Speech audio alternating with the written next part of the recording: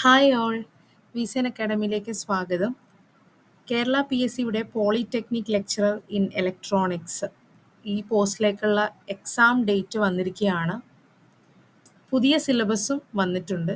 അപ്പോൾ ഈ പുതിയ സിലബസ് നമുക്ക് എത്രത്തോളം അഡ്വാൻറ്റേജ് ആയിട്ടുണ്ടെന്നും ഇനി ഉള്ള സമയം കൊണ്ട് നമുക്ക് എത്രത്തോളം എഫക്റ്റീവായിട്ട് നമുക്കിതിനെ ക്രാക്ക് ചെയ്യാം എന്നുള്ളതിനെക്കുറിച്ചുള്ള ഒരു വീഡിയോ ആണ് ഞാനിന്ന് ചെയ്യുന്നത്. ഇപ്പോൾ പോളിടെക്നിക് ലെക്ചറർ ഇലക്ട്രോണിക്സ് 720/2024 ഓക്കെ.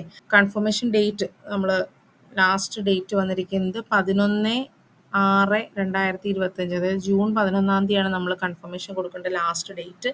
അതുപോലെ എക്സാം ഡേറ്റ് വന്നിരിക്കുന്നത് ഓഗസ്റ്റ് 29-നാണ്.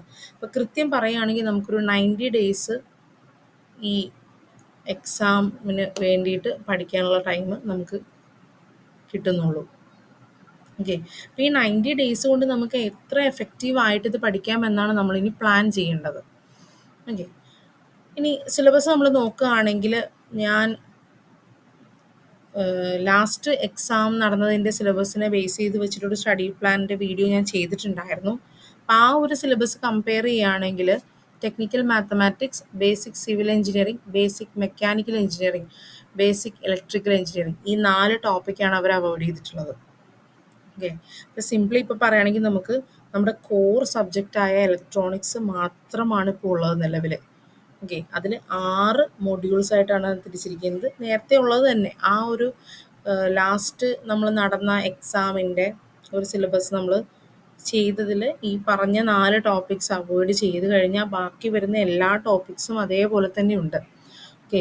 അതിൻ്റെ മാർക്ക് ഡിസ്ട്രിബ്യൂഷൻസ് വരുന്നത് കൃത്യമായി ഇപ്രാവശ്യത്തെ സിലബസിൽ തന്നിട്ടുണ്ട്. അപ്പോൾ module 1 essential of electronics engineering, അത് 12 മാർക്ക് ക്വസ്റ്റ്യൻസ് ആണ് നമുക്ക് ഉണ്ടാവുക.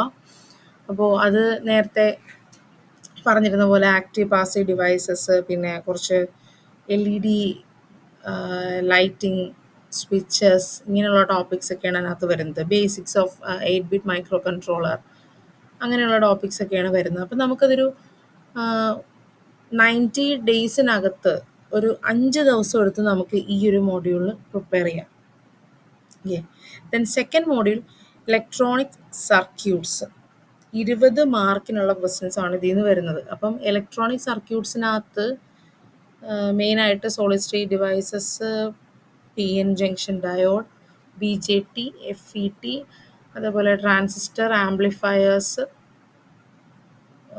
ഓസിലേറ്റേഴ്സ്, ഫീഡ്ബാക്ക്, ഇങ്ങനെയുള്ള ഫീഡ്ബാക്ക് ആംപ്ലിഫയേഴ്സ്, പവർ ആംപ്ലിഫയേഴ്സ്, ഇതൊക്കെയാണ് ഈ ഇലക്ട്രോണിക് സർക്യൂട്ട്സിനകത്ത് വരുന്നത്. അത് നമുക്കൊരു 15 ദിവസം കൊണ്ട് കവറപ്പ് ചെയ്യാം.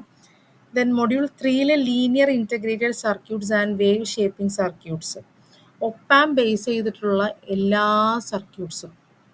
അപ്പോൾ ഒപ്പാം ലീനിയർ ആണെങ്കിലും നോൺ ലീനിയർ ആണെങ്കിലും ആയിട്ടുള്ള സർക്യൂട്ട്സ് ആണ് ഈ ഒരു മൊഡ്യൂളിനകത്ത് വരുന്നത്. 20 മാർക്കിനുള്ള ക്വസ്റ്റ്യൻസ് ആണ് അത് വരുന്നത്. ഓക്കെ. അപ്പം ഇതും നമുക്കൊരു 15 ദിവസം കൊണ്ട് കംപ്ലീറ്റ് ചെയ്യാം. Then fourth module digital electronics, micro processor, micro controller. അപ്പോൾ ഡിജിറ്റൽ ഇലക്ട്രോണിക്സ് എന്ന് പറയുമ്പോൾ നമ്പർ സിസ്റ്റം തൊട്ട് മെമ്മറി വരെ വരുന്നുണ്ട്. ഓക്കെ. മെമ്മറി സിസ്റ്റം വരെ വരുന്നുണ്ട്. Then micro processor, micro controller ഏതൊക്കെയാണെന്നുള്ളത് സ്പെസിഫൈ ചെയ്തിട്ടുണ്ട്. അപ്പം ഇതും ഒരു 20 മാർക്സിനാണ്. നമുക്കതൊരു 20 ഡേയ്സ് എടുത്തിട്ട് നമുക്കിത് കവറപ്പ് ചെയ്യാം. ദെൻ മൊഡ്യൂൾ 5 കമ്മ്യൂണിക്കേഷൻ എഞ്ചിനീയറിംഗ്, 18 മാർക്സിനാണ് വരുന്നത്. കമ്മ്യൂണിക്കേഷൻ ഇവിടെ analogue communication, digital communication, mobile communication, then signals, DSP, ഇതെല്ലാം കവർ ചെയ്യുന്നുണ്ട്. ഓക്കെ.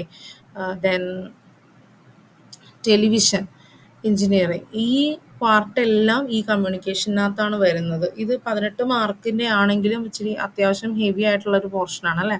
അപ്പോൾ ഇതും നമുക്കൊരു 20 ദിവസം കൊണ്ട് നമുക്ക് കംപ്ലീറ്റ് ചെയ്യാം. Then module 6 power electronics, opto electronic, PLC and measuring equipments. ഇതിനകത്ത് പവർ ഇലക്ട്രോണിക് ഡിവൈസസും ഓക്കെ, അതേപോലെ ഒപ്റ്റോ ഇലക്ട്രോണിക് ഡിവൈസസും, ദെൻ മെഷറിംഗ് എക്യുപ്മെൻറ്റ്സിനകത്ത് DSO, CRO, അങ്ങനെയുള്ള എക്യുപ്മെൻറ്റ്സ്. അപ്പോൾ ഇതിനെ ബേസ് ചെയ്തിട്ട് ഒരു 10 മാർക്കിൻ്റെ ക്വസ്റ്റ്യൻസ് ആണ് വരിക. അപ്പോൾ ഇത് നമുക്കൊരു 15 ദിവസം കൊണ്ട് കവറപ്പ് ചെയ്യാം. അപ്പോൾ അങ്ങനെ ഈ ഒരു പ്ലാന് നമ്മൾ ഫോളോ ചെയ്യുകയാണെങ്കിൽ നമുക്കൊരു 90 ദിവസം കൊണ്ട് കറക്റ്റായിട്ട് നമുക്കിത് കവറപ്പ് ചെയ്യാൻ സാധിക്കും. അപ്പം ഞാനിവിടെ പറയുന്നത് ഏകദേശം ഒരു അറേഞ്ച്മെൻ്റ് ആണ് ഈ നമ്പർ ഓഫ് ഡേയ്സ് ഞാൻ പറഞ്ഞിട്ടുള്ളത്. അത് നമ്മൾ പഠിക്കുന്നത് പോലെ ഇരിക്കും, നമ്മുടെ പ്രിപ്പറേഷൻ്റെ രീതി പോലെ ഇരിക്കും. അപ്പം ഞാൻ ഒരു ഏകദേശം കൗണ്ട് വെച്ചിട്ടാണ്, നമുക്ക് മൊഡ്യൂളിൻ്റെ വലിപ്പം വെച്ചിട്ട് എത്ര ദിവസം എടുക്കും എന്നുള്ള രീതിയിലാണ് ഞാൻ കവർ ചെയ്തിരിക്കുന്നത്. നമുക്ക് എത്രയും ഫാസ്റ്റായിട്ട് പഠിക്കാൻ പറ്റുമോ അത്രയും മുന്നേ നമുക്ക് തീർക്കാം, and we can revise it. Okay, അപ്പോൾ ഇതാണ് പുതിയ സിലബസിനെ ബേസ് ചെയ്ത് വരുന്ന കാര്യങ്ങൾ. അപ്പോൾ 90 ഡേയ്സാണ് നമുക്ക് കറക്റ്റായിട്ടുള്ളത്. എല്ലാവരും നല്ല കൃത്യമായിട്ട് ഇത് യൂട്ടിലൈസ് ചെയ്യുകയാണെങ്കിൽ നമുക്ക് നല്ല രീതിയിൽ എക്സാം ക്രാക്ക് ചെയ്യാം. സോ ഈ 90 ഡേയ്സിലേക്ക് ഒരു റാപ്പിഡ് റിവിഷൻ സീരീസ് ഫ്രീ ആയിട്ട് യൂട്യൂബിൽ സ്റ്റാർട്ട് ചെയ്യാൻ നമ്മൾ പ്ലാൻ ചെയ്തിട്ടുണ്ട്.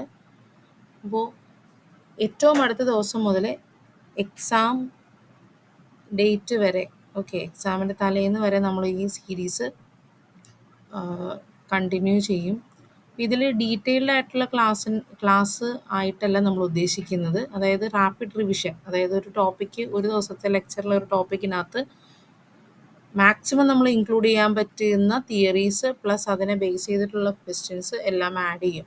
അപ്പോൾ ഈ 90 ഡേയ്സ് കൊണ്ട് നമ്മളിത് കംപ്ലീറ്റ് ആയിട്ട് നമുക്ക് ഈ സിലബസ് കവർ ചെയ്യാൻ പറ്റും എന്നുള്ളൊരു പ്ലാനിലാണ് നമ്മളിത് സ്റ്റാർട്ട് ചെയ്യുന്നത്.